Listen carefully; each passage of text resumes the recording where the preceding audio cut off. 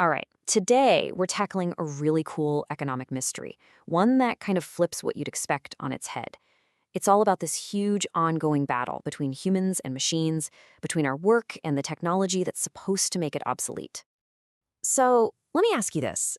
As machines get smarter and technology just keeps getting crazier, we're talking everything from the steam engine all the way up to today's AI, what do you think happens to the value of human work? Does the slice of the economic pie going to actual people get bigger or smaller compared to the slice that goes to the owners of, well, all the stuff, the capital, the machines, the buildings, the software? Now, your gut feeling, I'm guessing, is that labor share has got to shrink, right? I mean, it just makes sense. The more we automate, the less we need people.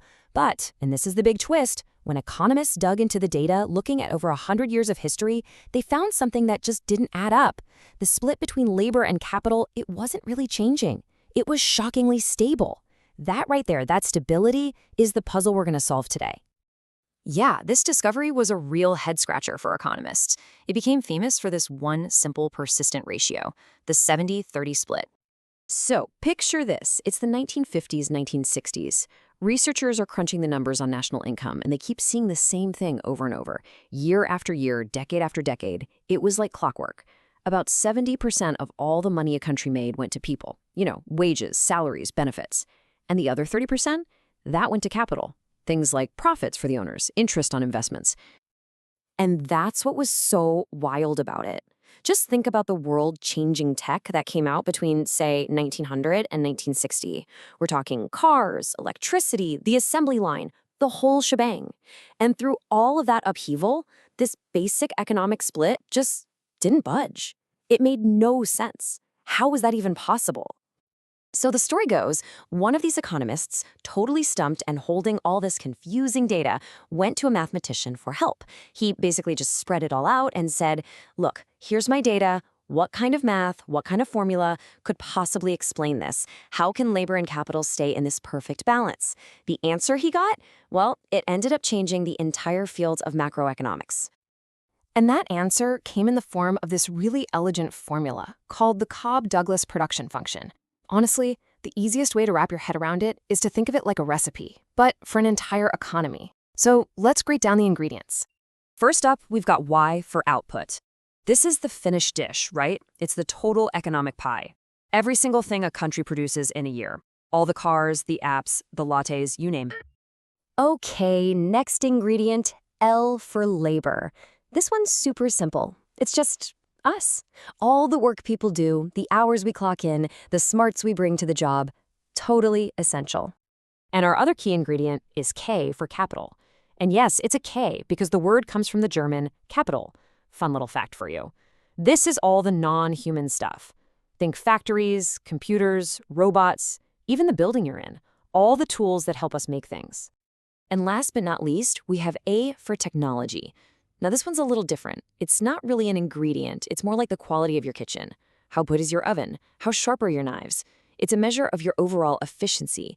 It's a multiplier that basically says better tech lets you get way more output from the exact same amount of people and tools. Okay, so here's how you put the recipe together. You've got your total output, Y. That equals your technology level, A, times your labor and your capital. But, and this is super important, you don't just add L and K together. See those little numbers, alpha and beta? Labor and capital are each raised to one of those powers. Think of alpha and beta as like the secret sauce in the recipe. They're dials that control just how important labor and capital are to the final outcome. And these little numbers are the key to everything.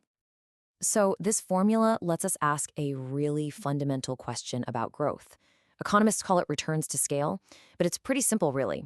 What happens when you double your ingredients? If you put in twice the labor and twice the capital, what happens to your total output? Well, there are basically three ways this can go. You might get more than double the output. That's called increasing returns.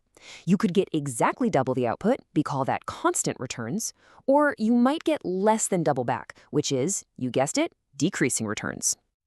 And figuring out which one of these scenarios you're in is actually shockingly simple.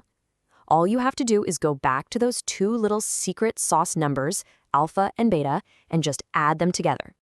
It's this simple. If alpha and beta add up to more than 1, you've got increasing returns. If they add up to less than 1, you've got decreasing returns. But if they add up to exactly 1, you get constant returns. That's the sweet spot where doubling your inputs gives you exactly double your output. It's perfect, balanced scaling. And that number, the number 1, is the magic number here. It's this idea, constant returns to scale. That is the key that unlocks our whole mystery. It's the mathematical reason why that 70-30 split could stay so incredibly stable for so long, even while the economy was absolutely exploding in size. Okay, to make sure this really clicks, let's walk through 2 quick scenarios. We'll put a constant returns economy head-to-head with an increasing returns one. All right, first up, our constant returns world. Let's imagine our alpha for labor is 0.5, and our beta for capital is also 0.5. Add them up, you get exactly 1. Perfect. So if we plug in 100 units of labor and 100 units of capital, the math tells us we get 100 units of output.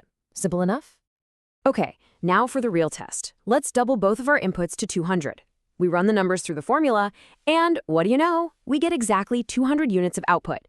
We doubled the ingredients, we got double the pie. That is a perfect picture of constant returns to scale. But now let's check out scenario 2, increasing returns. We'll just tweak one thing. Let's bump the exponent for capital up to 0.7. So now alpha plus beta equals 1.2, which is greater than 1. Right away, you can see that with the same 100 units of labor and capital, our output is already way higher. But the real magic happens when we double the inputs. And this chart just makes it so clear. When we doubled our inputs in the constant returns model, our output doubled, a 2x increase.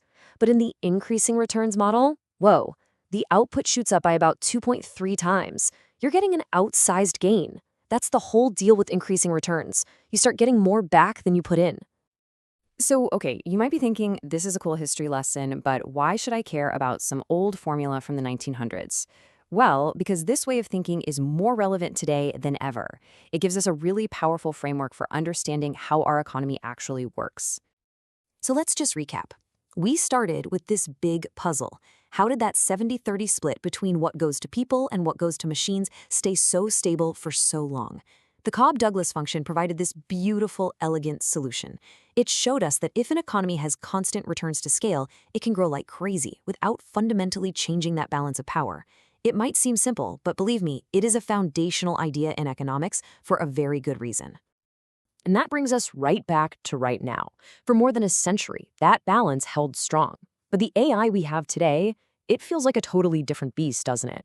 It's a technological leap unlike anything we've seen before. And so that leaves us with the billion-dollar question.